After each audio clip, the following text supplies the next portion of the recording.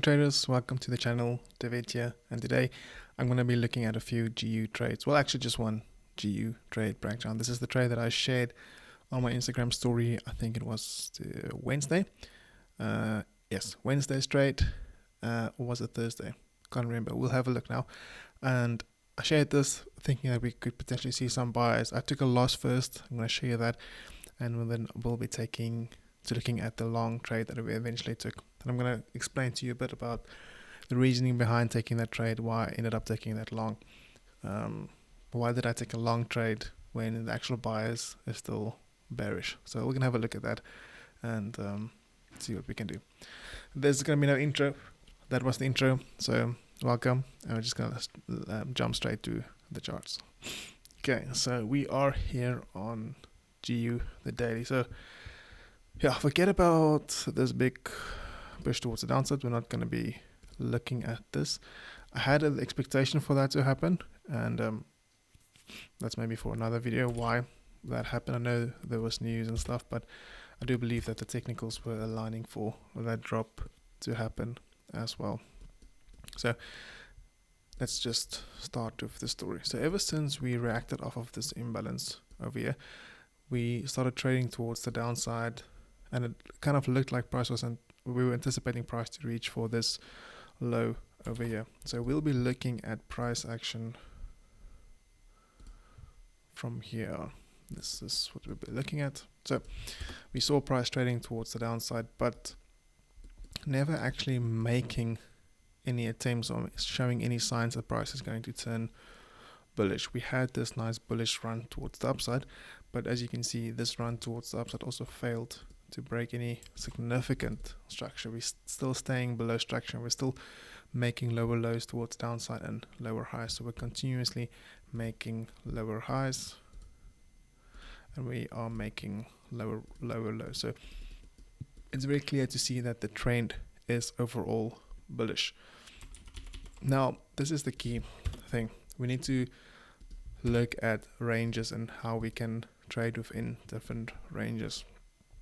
I know there's probably different ways of analyzing it and different ways to come to more or less the same conclusion, but what we'll be looking at is just how I analyzed it and how I looked at it. So first of all, identify that this was the current trading range that we were in. We had this high, this low, and that was the range that we were in on the daily. So I'm not too phased about what's happening, don't care too much what's happening to the left of it.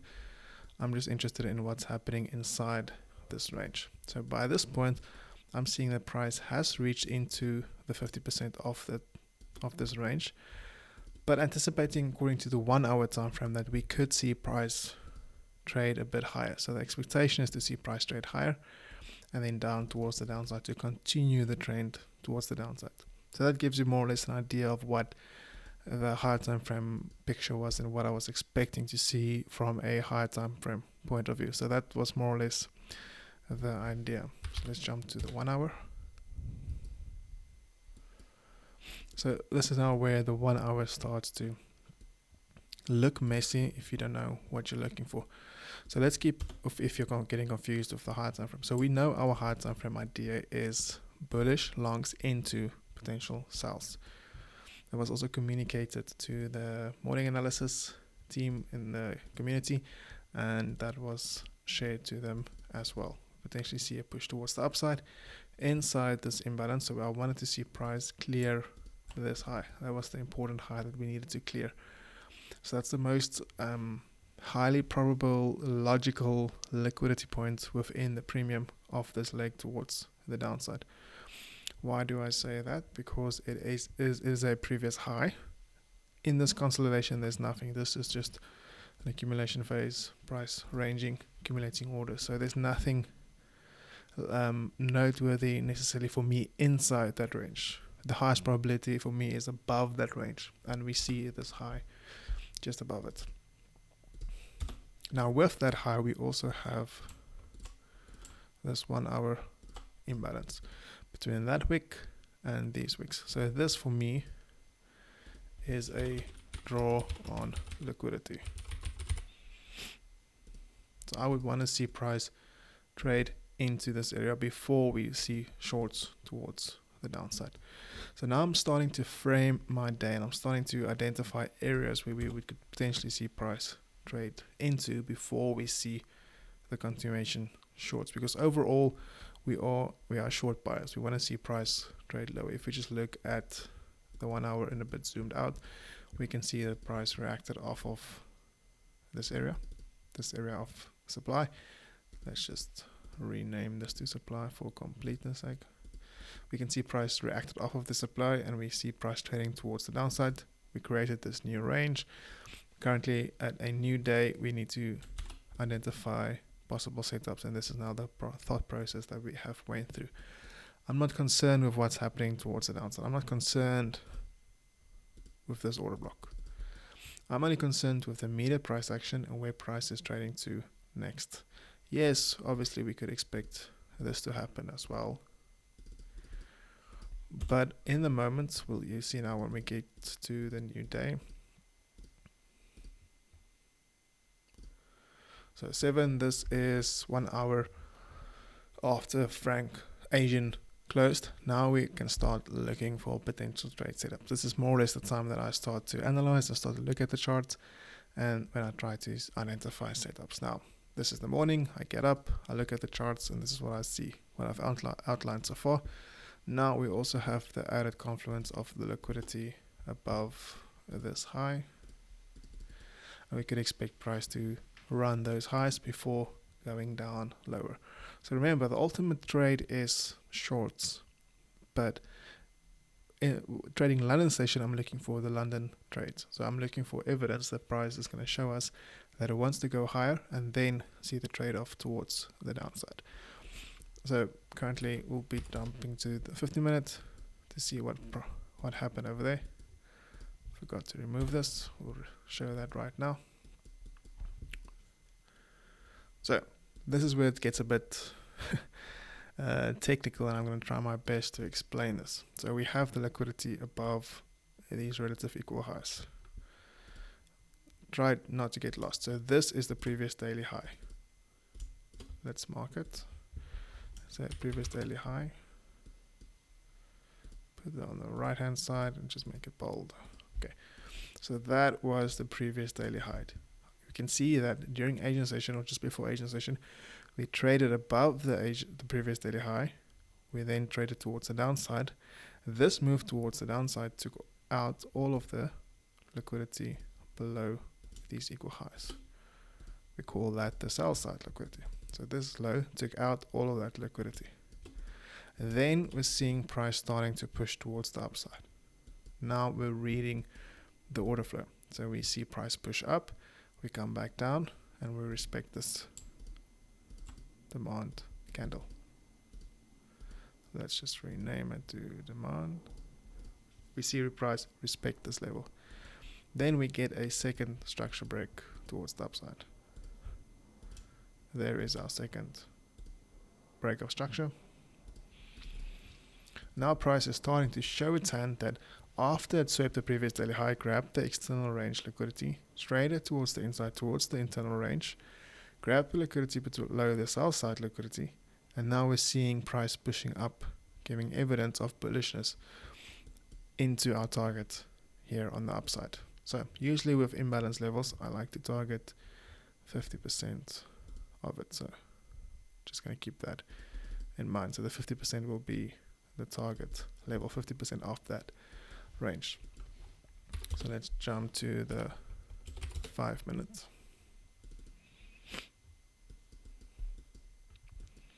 So the first trade would probably have been when price tapped this area. I think it did tap this area. We'll have a look right now. The first tap would have been in this area as soon as price tapped that. Let's see what happened. I think price did tap it. Yes, tapped into it and started pushing towards the upside. Now, at this point, we have a second break in structure. Now price is heading towards the upside. Now you can obviously think that maybe we have missed this trade and it's probably just going to run towards the upside. But we know price usually comes make a pullback, so we'd want to see price return towards the downside, and then trade further towards the upside. So that was the expectation in the morning, and that's the trade idea that I shared on the Instagram as well. So I was looking at 50% of this area, stop loss below the wick, and then targeting that 50% area. So 1 to 6, decent risk to reward, 30 pips, risking 5 pips. It's a good risk to reward trade and something I would be happy to take over and over again. But now, something else that we need to see is that this is a protected low for specific reasons, but it's a low that mitigated this demand. So the chain reaction is that we reacted off of this demand. Reaction off of this demand would confirm this reaction and then continuation up. We also have this low as a liquidity low. And you'll see now on the 1 minute. But this was the 5 minute trade idea. So I'm going to just run through this trade. So price went up. It just tapped that area. So at this time, I'm thinking, I'm not sure, is price just going to run down completely? What's going to happen? We started accumulating in this area. And I was like, I'm going to miss this trade. Then it just dropped towards the downside, giving no entry, well, tagging me in for an aggressive entry and just dropping straight through it. But it did tap into my second area that I was looking at and where I wanted to take a trade. So if the first area fails, we can trust the second area. So in this case, we know, and then it is our expectation, that this is a protected low.